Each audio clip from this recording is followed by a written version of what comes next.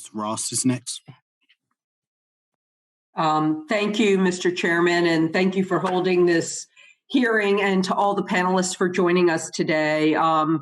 The committee members have heard this before, but to the panelists, I represent the Research Triangle area of North Carolina. I represent Wake County, and the Research Triangle area has a growing ecosystem of hundreds of innovative and collaborative companies, including science and technology firms, government agencies, academic institutions, including Duke, startups, and nonprofits. The IBM Quantum Hub at NC State University is a cross-disciplinary center of quantum computing education, research, development, and implementation. The IBM Quantum Hub at NC State works with researchers from Duke and UNC Chapel Hill to help partners develop quantum teams and explore promising use cases and promotion of quantum computing in real world applications. And so, Dr. Monroe, congratulations on the quantum computing user facility at Duke. And I want to see how these partnerships work.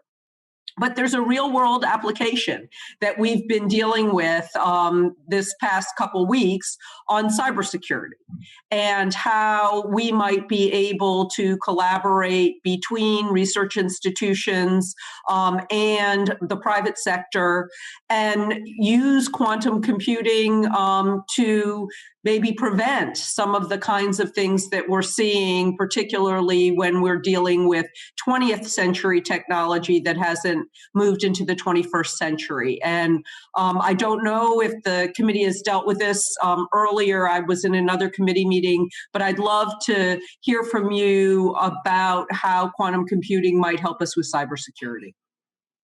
Thank you for the question, Congresswoman.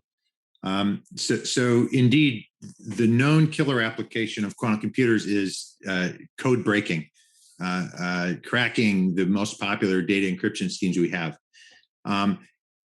It looks like that application is one of the hardest out there. We need much bigger machines to do that. That said, we also are. This has been said before. We're at such an early stage in the game. We know we can shrink the problem. We can make it more efficient through software by being more clever on how we structure not only the instructions that we run the quantum computer, but the quantum computer itself, how we control it. And this is why at Duke, for instance, we're collaborating we're starting a very large collaboration with the colleagues you mentioned at NC State, and they're experts in computer architecture. We make machines, and this is sort of a marriage that we really like the direction of that. Now, making code breaking problems easier is something that won't happen in isolation, won't happen by me, or won't happen by somebody that doesn't have a machine. So I think they have to work in unison. And at INQ we've worked closely with IBM. IBM also writes software that supports our system, the expression of our particular hardware. And IBM, I think, has really taken a lead at educating the public on using systems. They were the first to put their system on the cloud, and we've sort of followed a few years later. So it's a wonderful ecosystem down here in North Carolina, but also at the company INQ, which is a Duke, Maryland startup up inside the Beltway in Washington. They're very close to the National Security Agency, and we understand that community's needs in this field. So it's I don't know what else to say. It's a very exciting time for the field. We'll take problems anywhere they come from, but security is a big one. And I think one last comment. What's not mentioned so much is the energy grid. That's a huge logistics problem. And I was horrified to find out that apparently, I think the way energy is coordinated across the country, it's not done very smartly. It's not my field. I shouldn't comment on that, but we do know that's one of the most vexing optimization problems we have.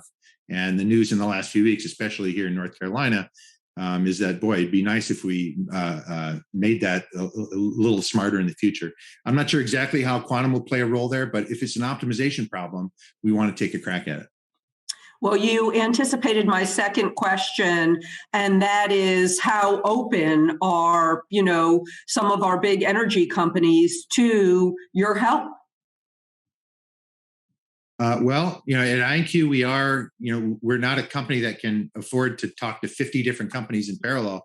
but we do have conversations with a few energy companies that have teams on the ground that are ready. They want to deploy quantum for their uses. These could be oil and gas, or related to big pharma, or developing new fuels. It is a researchy time in the field right now, but they're very open to working with companies like ours, like IBM, and so forth, and going into the future. So, in terms of the energy grid, that's definitely not my area of expertise. So thank you. Thank you, Mr. Chair. I've exceeded my time and I yield back.